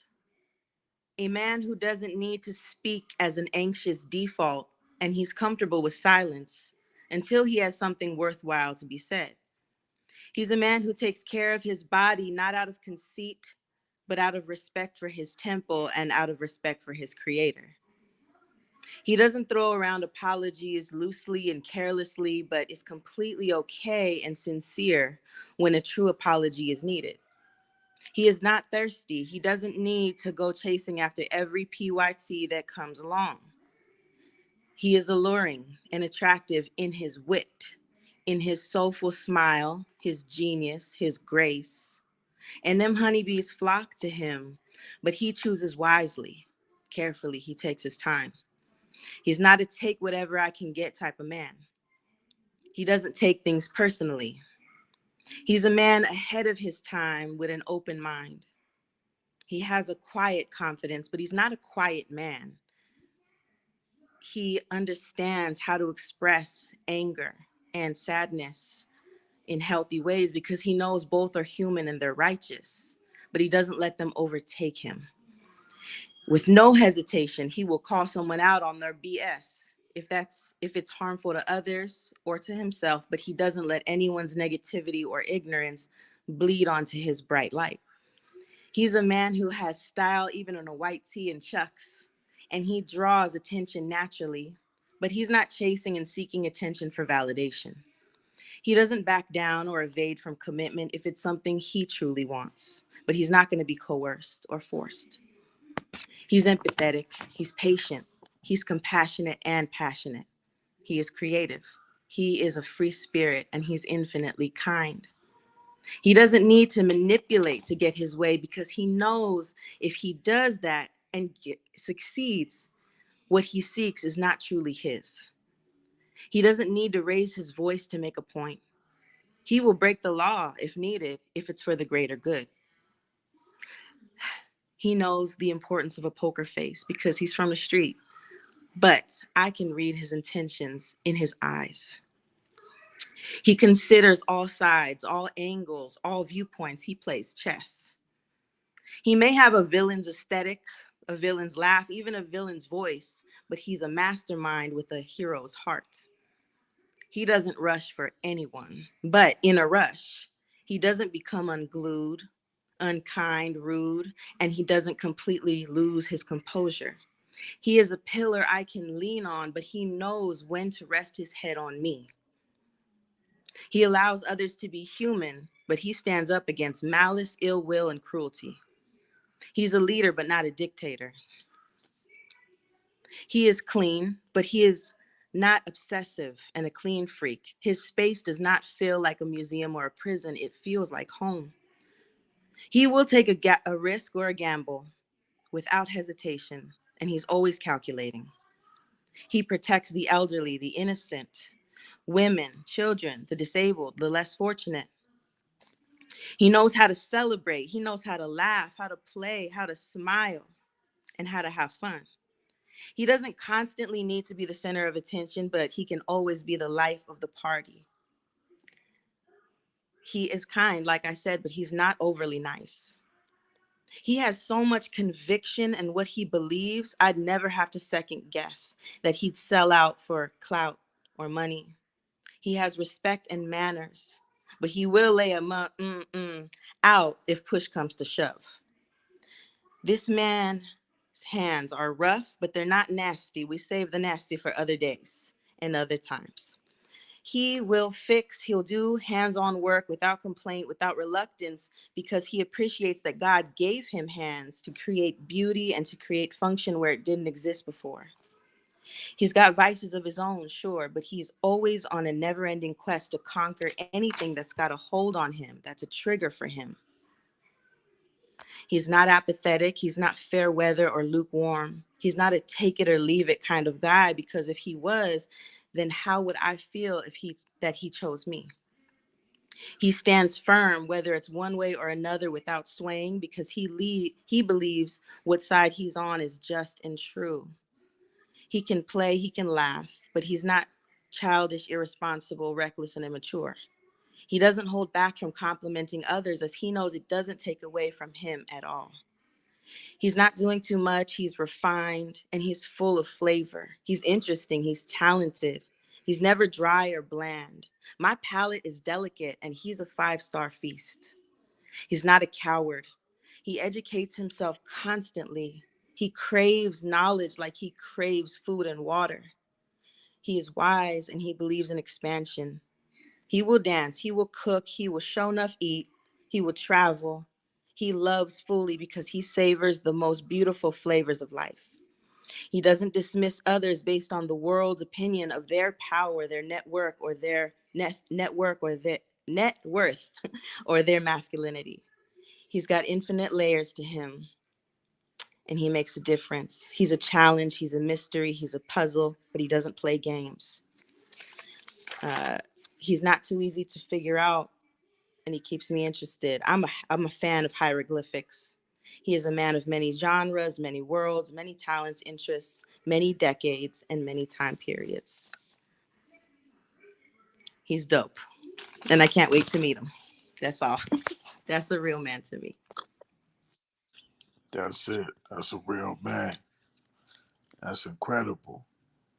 Um, I have a blue tee and some Timbs, not a white tee and Chucks. Everything else, spot on, except the tee and the, you know, that's it. Uh, Queen Marlena, Nubian, Lady K-Day, it's been a pleasure. And Lenny just came right back. I love your tenacity. You never say, "Hey, I popped out. I'm gonna go to bed now." You just keep coming in anyway. Can you unmute the Lenny and just let me tell you, thank you for being so tenacious. You don't have any poetry or nothing. You just in here, just loving us, being a part of this. My Nobody, apologies for dipping in and out, I'm you gonna all. still be here. I apologize for dipping out in and out. I had to You check on don't my have daughter. anything. I'm sorry. What were you saying, AJ? You were going in and out. We love it. It ain't no apology. It ain't no apology. Thank you. Thank you so much, everyone, for gracing us with your presence tonight. Thank you. It's been so beautiful. And we Thank really you. appreciate you sharing your gifts. Thank you all. Until next time, y'all have a good one. You too. All right, everyone Thank have a good night. Absolutely. All right. Thank you for watching the Artist Connection.